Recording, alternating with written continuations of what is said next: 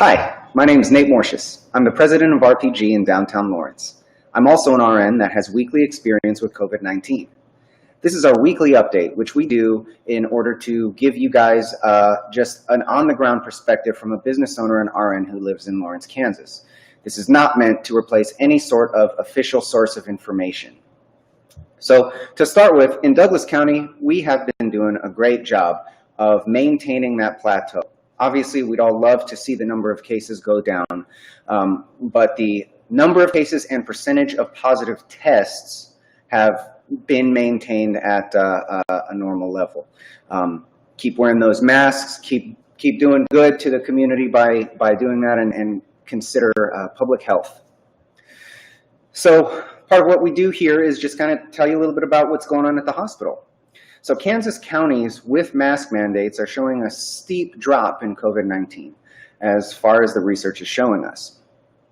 PPE is still pretty sparse and needing to be conserved. So please be aware of that as you consider what kind of PPE to use. In the hospital, we're using N95s. As much as you can, try and leave those for availability to healthcare providers. I wanted to tell you a little bit about what exactly a COVID-19 patient looks like.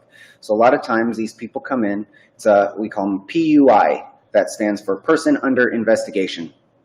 And most of the time when they come in, they don't look that bad. They're not super labored breathing, anything like that. But when we start getting a hint that we need to start paying more attention is when we take their vital signs. A lot of times we'll see a pretty high fever.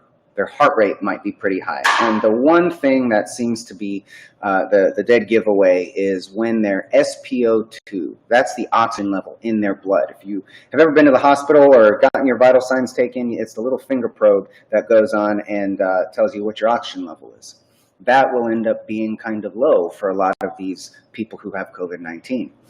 So when we get them back to a room, we start taking care of them, and we begin with our isolation precautions. That's where we wear the N95s, we put on a gown, goggles, perhaps a face shield, hair nets, gloves, obviously.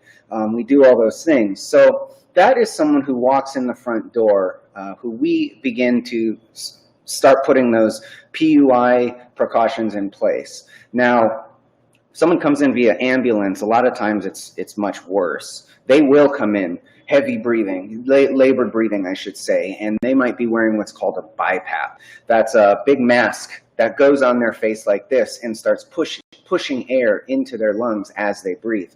It actually does a really great job.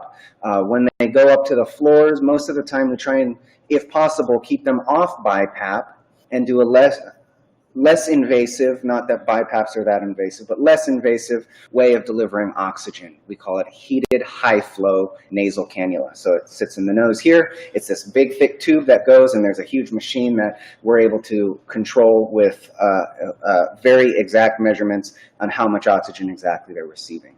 Obviously the goal is not to intubate, hold it off as long as possible, because what we see in the hospital is that when they're on the ventilator, and they got the ET tube in their throat helping them breathe, it's pretty difficult to get them off of it.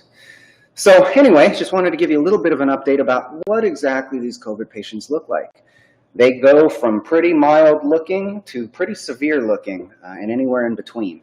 And so that's my experience at the hospital. So to tell you a little bit about what we're doing at RPG, we are continuing all our COVID precautions. I, with my team, designed all of our policies and procedures to keep everybody safe. And frankly, we're mimicking a lot of what the hospital's doing. Bring RPG home. It's a wonderful new program we've got here. You can sign up for the alpha now, the alpha test, I should say. And basically, you can get these board games delivered to your house on a subscription basis. So very excited about that. We have outdoor dining. If you want to make sure that you're not indoors, you want to sit outside in the beautiful weather, we've got a beautiful setup out there as well.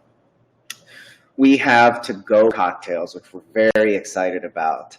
And, the whole goal here is to make things as accessible as possible for you. If you have any questions, we have a new email address. It's rpgnurse@rpglawrence.com. You can email me directly, and if your question is appropriate for answering here live, we'll absolutely do that. You can leave comments on social media, YouTube, etc. Once again, we are not an official source, and we recommend looking to the local authorities, the CDC, the WHO, for the most up-to-date information. I'm Nate Morsches, an RN and president of RPG.